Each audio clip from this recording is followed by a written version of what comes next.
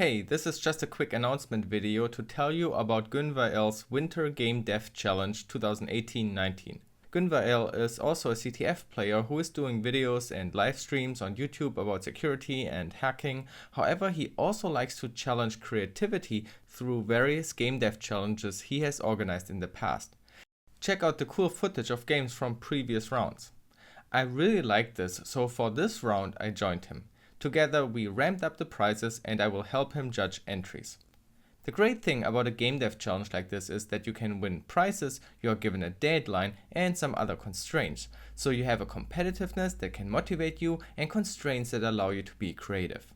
In this particular challenge you are given the following premise of the story. You have to create a game where the player is a space marine technician or hacker who helps a squad of space marines while they are exploring an abandoned space station. And the idea is that you are supposed to create an unrealistic hacking simulator.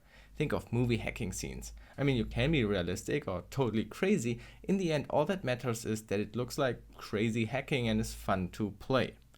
You also have some other constraints. For example, the game must run in 1080p and you must use this overlay for your game.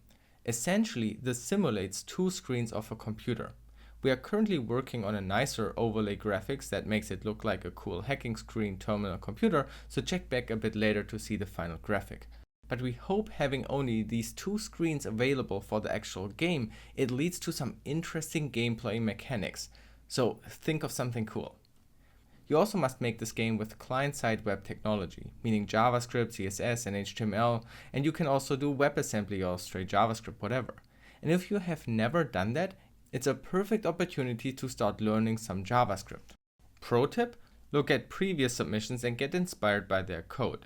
But don't worry so much about your code. Remember, we are not judging your code quality, all that counts is the game itself.